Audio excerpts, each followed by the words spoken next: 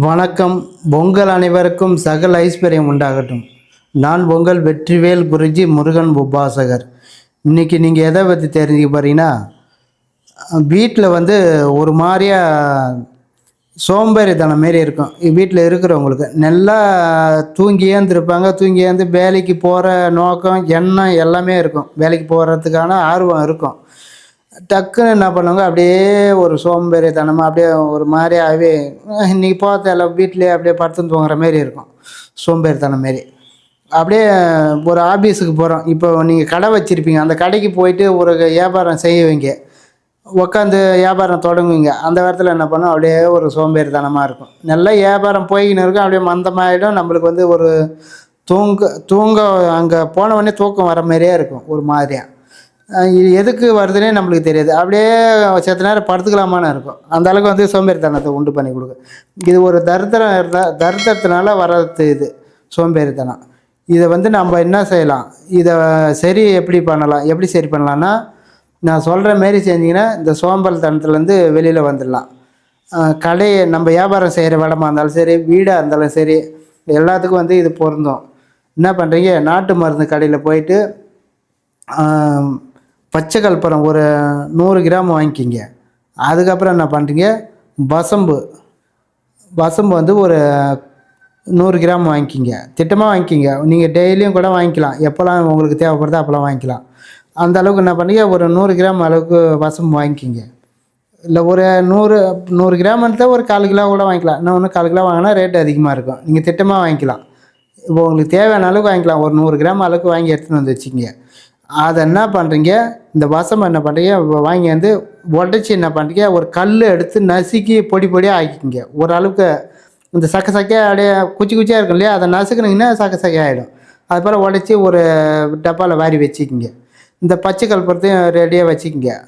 நம்மளுக்கு இப்போ என்ன தேவைன்னா, மண் சட்டி மாரி வேணும். மண்ணால் செஞ்ச சட்டி, இந்த குழம்புலாம் வைப்பாங்க இல்லையா, பானை சட்டி, அந்த சட்டி மாரி நம்மளுக்கு வேணும். இப்போ யாரும் அது போல் சட்டியில் குழம்பு வைக்கல. எல்லாம் அலுமினிய பாத்திரம், எல்லாம் இந்த குக்கர் ஐட்டமாக போச்சு. அதனால் அந்த சட்டினா என்னென்னே தெரியாது. நீங்கள் சட்டி பானை விற்கிறாங்க பாருங்கள், உங்கள் ஏரியாவில் எந்த பக்கம் அந்த நீங்கள் இருக்கிற பகுதியில் சட்டி பானை விற்பாங்க.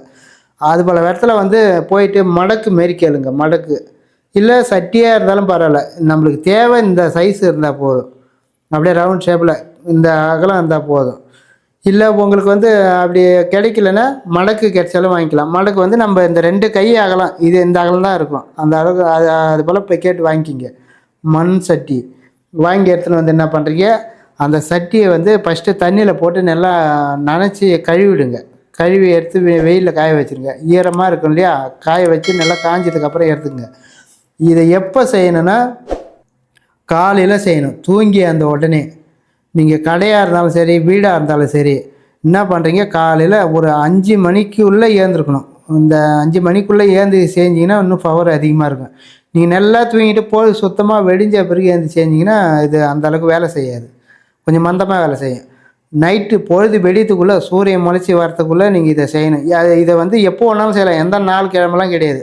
இதை நீங்கள் என்றைக்கு தொடங்குறீங்களோ ஆனால் சுத்தபத்தமாக செய்யணும். ஒரு கறிமீன் சாப்பிடாம ஒரு இதாக சுத்தமாக இருந்து செய்யணும். நீங்கள் எப்படி வேணாலும் இருந்துக்கலாம் குடும்பத்தில், ஆனால் கறிமீன் சாப்பிடக்கூடாது. அது மட்டும்தான் இதுக்கு ஒத்துக்காது. நீங்கள் என்ன பண்ணுறீங்க, தூங்கி ஏந்து குளிச்சுட்டு அப்படியே என்ன பண்ணுறீங்க, ஃபஸ்ட்டு கற்பூரத்தை அந்த மண் சட்டி, மடக்கு சொல்கிறேன் இல்லையா, அந்த மடக்கில் வச்சுருங்க. வச்சுட்டு என்ன பண்ணுறீங்க, கற்பூரத்தை ஏற்றி வச்சுருங்க. அது எரியும் போது இந்த வசம்பை நசுக்கி வச்சுக்கிறீங்க பாரு, உடச்சி நல்லா சக்கையாக, அதை ரவரவே அள்ளியாரு போடுங்க. அது எரிய ஆரம்பிக்கும். எரிஞ்சிதுன்னா என்ன பண்ணுறீங்க, உங்கள் வீட்டு வாசப்படிக்குது பாருங்கள், அந்த வாசப்படியிலேருந்து அதை நல்லா எரியணும். எரிஞ்சு புகை வர அளவுக்கு எரியணும். இல்லை அப்போ எரியும் போது புகை வராது, லைட்டாக அது எரியும் போது அந்த வாசனையாகப்பட்டது வெளியில் பரவும். நீங்கள் என்ன பண்ணுறீங்க, இப்போ மெயின் வாசக்கால் இருக்குது பாருங்கள், உங்கள் வீட்டு நுழையிறீங்களே, அந்த வாசக்கால்லேருந்து நல்லா எரியும் போது கையில் துணி எடுத்துங்க. அந்த சட்டி ஏன்னா சுடும், மண் சட்டியாக இருந்தாலும் சுடும் நம்மளுக்கு. கையில் அந்த இதை தூக்கி என்ன பண்ணுறீங்க, வெளியே இருந்து உள்ளே வரைக்கும் காட்டிக்கின்னு போங்க. அப்படியே பொறுமையாக காட்டிங்கன்னா அந்த எல்லா ரூம்பு, உங்களுக்கு எந்தெந்த ரூம்பு இருக்குதோ எல்லா ரூமுக்கும் காட்டிக்கினே போங்க. போயிட்டு இப்போ சாமி ரூம்பு, கிச்சனு, பெட்ரூமு, ஹாலு எல்லா இடத்துலையும் இதை காமிக்கலாம். காமிச்சிட்டு என்ன பண்ணுறீங்க, அதை வந்து ரொம்ப எரிய விடக்கூடாது. திக்கி திக்கின்னு ரொம்ப எரியக்கூடாது. அந்த அளவுக்கு வந்து லைட்டாக எரியாத அளவுக்கு கொஞ்சம் புகை வர அளவுக்கு பார்த்துக்குங்க நீங்கள். புகை வரணும் வெளியில். அந்த அளவுக்கு வந்தால் தான் உள்ளே வந்து உள்ளே இருக்கிற தீய சக்தி, இந்த சோம்பேறித்தனமாக சோம்பல் மாரிக்குது இல்லையா, வீட்டு உள்ள அதெல்லாம் வெளியில் ஓடிப்படும்.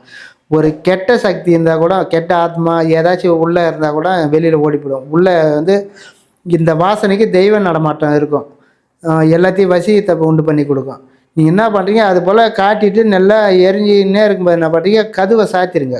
எல்லா இது மெயின் வாசல் எல்லா ரூம்பும் அப்படியே காட்டினே கதவை சாத்திருங்க. ஜன்னல் கண்ணெல்லாம் சாத்திருங்க. அந்த புகை உள்ளே இருக்கட்டும். அந்த அந்த தீயோட வாசனை வெளியே போகாத அளவுக்கு உள்ளே இருக்கணும்.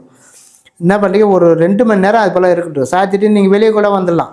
கதவை சாத்திட்டு வெளியே வந்து இருந்துட்டு அதுக்கப்புறம் நீங்கள் 2 மணி நேரம் கழிச்சு போய் திறந்து பாருங்கள். உங்களுக்கு நீங்களே உணரலாம். உள்ளே போனவொடனே அந்த மூலிகை வாசனை, பச்சை கற்பூரம் வாசனையே உள்ளே போனவொடனே உங்களுக்கே வந்து அந்த சோம்பல் தனம் மாரி இருக்கிறது அப்படியே வந்து ஒரு மைண்டே உங்களுக்கு ஒரு மாதிரியாக இருக்கும். உள்ளே போனவொடனே இன்னும் கொஞ்சம் நேரம் உள்ளே இருக்கலாமான்னு உங்களுக்கு ஒரு ஒரு உணர்வை தூண்டி விடும். அந்த அளவுக்கு வந்து இந்த பச்சை கற்பூரமும் இந்த வசம்புக்கும் அவ்வளோ சக்தி வாய்ந்தது, மகத்துவமானது. நீங்கள் வந்து உள்ளே இருந்து முடிஞ்சதுக்கப்புறம் அதை அந்த எரிஞ்சு முடியுது இல்லையா, அது சாம்பலாக இருந்தால் அதை விட்ருங்க.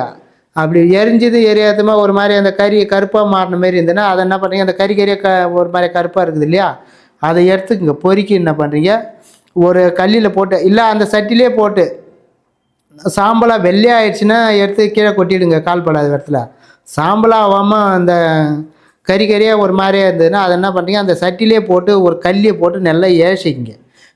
நசுக்கி ஏசிங்கன்னா நல்லா பவுட்ரு ஆகிடும். அதை எடுத்து ஒரு டப்பாவில் கொட்டி வச்சிங்கன்னு நீங்கள் வந்து லைட்டாக இந்த எண்ணெய், தேங்காய் எண்ணெய், நல்லெண்ணெய் குழச்சி ரவுண்டாக நெய் போட்டு குழச்சி நெத்தியில் வச்சுக்கலாம். நெத்தியில் வச்சிங்கன்னு நீங்கள் எங்கே வேணாலும் போகலாம் வரலாம். உங்களுக்கு எதிரி தொல்லை இருக்காது. கெட்ட ஆத்மா உங்ககிட்ட நெருங்காது. நீங்கள் அதை நெத்தியில் வச்சுன்னு போனீங்கன்னா இதை வந்து நீங்கள் எப்போல்லாம் செய்யலான்னா, காலையில் இப்போ ஏந்து 5 மணிக்கு வந்து இதை செய்கிறீங்கன்னா அதே போல் வாரத்துக்கு டெய்லியும் செய்யலாம். டெய்லியும் செய்ய முடிஞ்சால் நீங்கள் செய்யலாம். இல்லைன்னா வாரத்துக்கு 2 தடவை செய்யலாம். அதே போல் தொடர்ந்து செஞ்சுனே வாங்க. உங்களுக்கு அந்த சோம்பேறித்தனம் வந்து ஒரு 3 தடவை செஞ்சாலுமே உங்களுக்கு வந்து அந்த சோம்பேறித்தனம் நீங்கிடும். வீட்டில் வந்து நல்ல கெட்ட ஆத்மாலாம் போயிடும். வெளியே நல்ல ஆத்மா உள்ளே வர ஆரம்பிச்சிடும். தெய்வ நடமாட்டம் இருக்கும். லட்சுமி கடாட்சியம் வீட்டில் நிறைஞ்சு இருக்கும். இந்த உங்களுக்கு தூங்க முடிஞ்சா இருக்குது. இப்போ வந்து வீட்டில் வந்து நல்லா உக்காந்தின்னு இருப்பீங்க. உக்காந்தினா அப்படியே பேசினே இருப்பீங்க. அப்படியே கண்ணை இழுத்துனே போய் அப்படியே தூக்கம் வர மாரி இருக்கும்.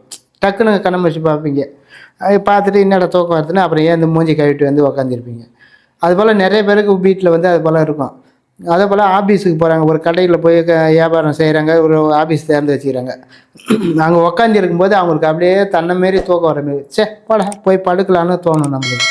அது போல் இருந்தாலும் இதை இப்போ நான் சொல்கிற மாரி இந்த தூபம் போட்டிங்கன்னா கடையில் போட்டாலும் கடையில் இருக்கிற கெட்ட இதெல்லாம் போயிடும். திஷ்டி இருந்தால் கூட திஷ்டி வெளியே கிளப்பிடும். திஷ்டி நம்ம கடை மேலே இருக்குது, நம்ம வீட்டு மேலே திஷ்டி இருக்குதுன்னா அதுவும் இது வெளியில் எடுத்துடும். அந்த அளவுக்கு வந்து இந்த வசம்புக்கும் இந்த பச்சை கற்பூரத்துக்கும் பவர் அதிகம். நீங்கள் கடைக்கும் செய்யலாம், வீட்டுக்கும் செய்யலாம். இதை வந்து ஆனால் வந்து ஒரு கவிச்சு சாப்பிடாம அந்த இது செய்யும்போது மட்டும் அந்த நீங்கள் அதை காட்டுறீங்க இல்லையா, தூபம் போடுறீங்க இல்லையா, அந்த டைமுக்கு மட்டும் கவிச்சு சாப்பிடக்கூடாது.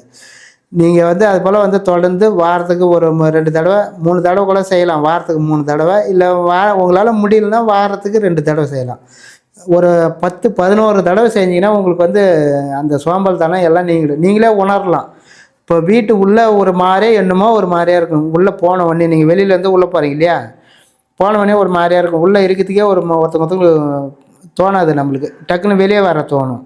அந்த அளவுக்கு வீட்டு உள்ளே இருக்கிற கெட்ட சக்தி, கெட்ட ஆத்மா எல்லாமே வந்து உள்ளே இருந்துக்கிற உங்களை சேட்டை பண்ணும். அப்படியே உள்ளே போனவொடனே நம்மளை தூங்க வச்சினே இருக்கும். அந்த அளவுக்கு வந்து சோம்பேறித்தனத்தை உருவாக்கி விடுவோம். அதனால் வந்து நான் இந்த சொல்கிற மாரி இதை செஞ்சிங்கன்னா உங்களுக்கு வந்து எல்லாமே சரியாயிடும். இதை வந்து கடைக்கு, நீங்கள் வீட்டுக்கு, ஆஃபீஸு எது வச்சுக்கிறீங்களோ எல்லாத்தையுமே செய்யலாம். செஞ்சின்னா உங்களுக்கு நல்ல ஒரு மாற்றத்தை கொடுக்கும். இது வந்து அந்த காலத்தில் வந்து நாங்கள் இருக்கிற சைடு, கிராமத்து சைடெலாம் வந்து இது அந்த காலத்தில் வந்து நிறைய செஞ்சுது. பெரியவங்களாம் அந்த காலத்தில் செஞ்சுது. இதை வந்து நீங்களும் செஞ்சு பாருங்கள். செஞ்சின்னா உங்களுக்கு வந்து நல்ல ஒரு பலனை கொடுக்கும், நல்ல வந்து மாற்றத்தை கொடுக்கும். நீங்கள் வந்து நான் சொன்னபடி செஞ்சு உங்களுடைய வாழ்க்கையில் வளம் பெற்று நலம் வருங்க. நன்றி, வணக்கம்.